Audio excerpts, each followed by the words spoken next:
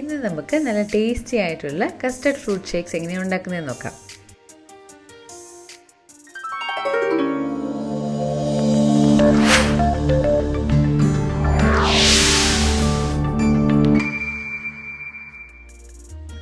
ആദ്യം നമുക്ക് ഇതിന് വേണ്ടിയിട്ടുള്ള കസ്റ്റർഡ് പ്രിപ്പയർ ചെയ്യാം. ഇതിനു വേണ്ടി ഞാനിവിടെ 4 കപ്പ് പാലാണ് എടുത്തിരിക്കുന്നത്. ഇനി നമുക്കിതിലേക്ക് ആവശ്യത്തിനുള്ള പഞ്ചസാര ചേർത്ത് കൊടുക്കാം. ഞാനിവിടെ 1/2 കപ്പ് പഞ്ചസാരയാണ് ചേർക്കുന്നത്. ഞാൻ ഇതിൽ കൂടുതൽ പഞ്ചസാര ചേർക്കുന്നില്ല. ഇനി നമുക്ക് ഫ്രൂട്ട്സിന് മധുരം കുറവാണെന്ന് തോന്നുവാണെങ്കിൽ പിന്നീട് പഞ്ചസാര ചേർത്ത് കൊടുത്താലും മതി. പാലൊന്ന് ചൂടായി വരുമ്പോഴത്തേക്കും നമുക്ക് ഇതിലേക്ക് ആവശ്യമായ കസ്റ്റർഡ് പൗഡർ ഒന്ന് കലക്കിയെടുക്കാം.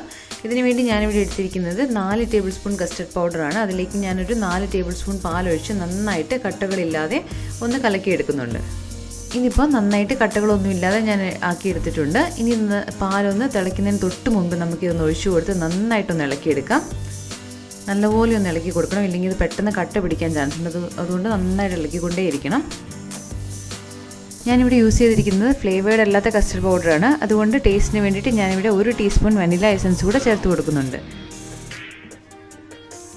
പാലൊന്ന് തിളച്ചതിന് ശേഷം ഒരു 1-2 മിനിറ്റ് നന്നായിട്ടൊന്ന് ഇളക്കി കൊടുക്കാം. അതിനുശേഷം നമുക്ക് സ്റ്റൗ ഓഫ് ചെയ്ത് മാറ്റി വെക്കാം.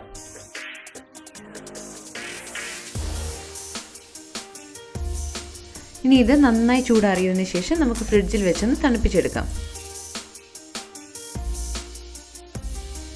ഇനി ഇതിലേക്ക് വേണ്ടത് കുറച്ച് നട്ട്സ് പൊടിച്ചതാണ്. ഞാൻ അതിന് വേണ്ടിയിട്ട് ഇവിടെ 1/4 കപ്പ് ബദാമും 1/4 കപ്പ് കാഷ്യൂ നട്ട്സും എടുത്ത് നന്നായിട്ടൊന്ന് പൊടിച്ചെടുക്കുന്നുണ്ട്.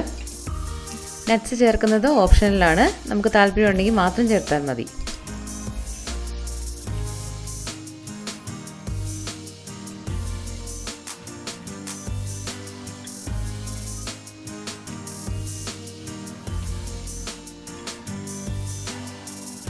ഇനി നമുക്ക് ഈ കസ്റ്റാർഡ് വെച്ചുള്ള ബനാന ഷേക്ക് പ്രിപ്പയർ ചെയ്യാം. അതിനുവേണ്ടി ഞാനിവിടെ 1 കപ്പ് ബനാനയാണ് എടുത്തിരിക്കുന്നത്. പിന്നെ അതിൻ്റെ കൂട്ടത്തിൽ നമ്മൾ പൊടിച്ച് വെച്ചിരിക്കുന്ന നട്ട്സ് ഒരു 1.5 ടേബിൾ സ്പൂൺ കൂടി ആഡ് ചെയ്ത് കൊടുക്കുന്നുണ്ട്. കൂടെ 1 കപ്പ് കസ്റ്റാർഡ് നമ്മൾ നേരത്തെ പ്രിപ്പയർ ചെയ്ത് വെച്ചത്, പിന്നെ ഒരു 2-3 ഐസ് ക്യൂബ്സും കൂടെ ചേർത്ത് കൊടുക്കാം. എന്നിട്ട് നമുക്കിത് നന്നായിട്ടൊന്ന് അരച്ചെടുക്കാം.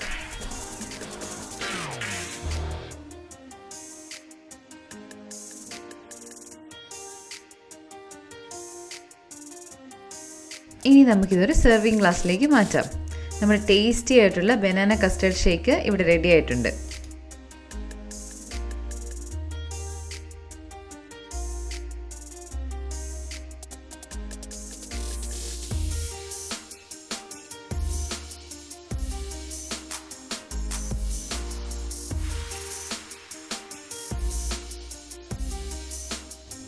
ഇനി നമുക്ക് ഇതേപോലെ തന്നെ സ്ട്രോബെറി ഷേക്ക് ഉണ്ടാക്കിയെടുക്കാം.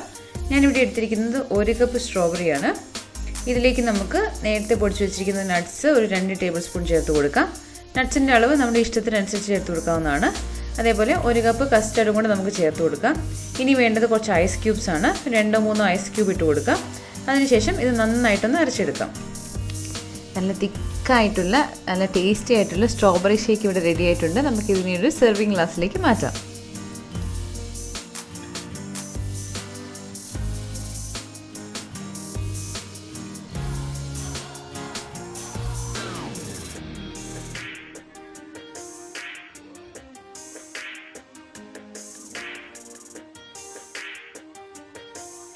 ഇനി നമുക്ക് ഇതേപോലെ തന്നെ മാംഗോ ഷേക്ക് ഉണ്ടാക്കിയെടുക്കാം.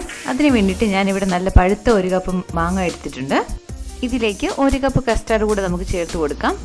അതേപോലെ തന്നെ നമ്മൾ നേരത്തെ പ്രിപ്പയർ ചെയ്ത് വെച്ചിരുന്ന 2 ടേബിൾ സ്പൂൺ നട്ട്സും കൂടെ. അതിനുശേഷം നമുക്കിതിലേക്ക് കുറച്ച് ഐസ് ക്യൂബ്സ് കൂടെ ചേർത്ത് കൊടുക്കാം. എന്നിട്ട് ഇത് നന്നായിട്ടൊന്ന് അരച്ചെടുക്കാം.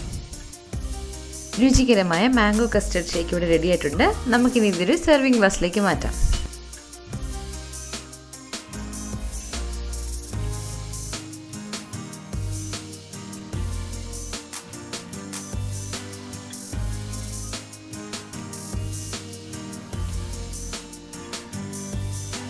ഇനി നമുക്ക് ഇതുപോലെ തന്നെ ആപ്പിൾ ഷേക്ക് ഉണ്ടാക്കിയെടുക്കാം. അതിനുവേണ്ടി ഞാനിവിടെ 1 കപ്പ് ആപ്പിൾ എടുത്തിട്ടുണ്ട്. ഇതിലേക്ക് നമുക്കിനി നേരത്തെ പൊടിച്ചു വെച്ചിരുന്ന നട്ട്സ് കുറച്ച് ചേർത്ത് കൊടുക്കാം. 3 ടേബിൾ സ്പൂണാണ് ഞാൻ എടുത്തിരിക്കുന്നത്. അതേപോലെ നേരത്തെ തയ്യാറാക്കി വെച്ചിരിക്കുന്ന 1 കപ്പ് കസ്റ്റർഡ് കൂടെ ചേർത്ത് കൊടുക്കാം. ഇനി കുറച്ച് ഐസ് ക്യൂബും കൂടെ ചേർത്ത് നമുക്കിത് നന്നായിട്ടൊന്ന് അരച്ചെടുക്കാം.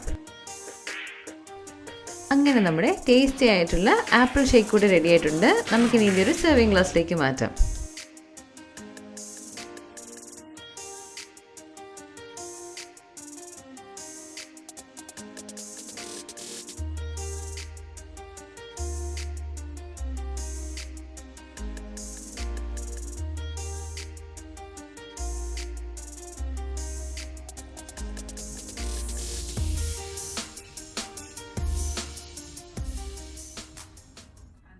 കൂടുതൽ കുക്കിംഗ് വീഡിയോകൾക്കായി ചാനൽ സബ്സ്ക്രൈബ് ചെയ്യാൻ മറക്കല്ലേ.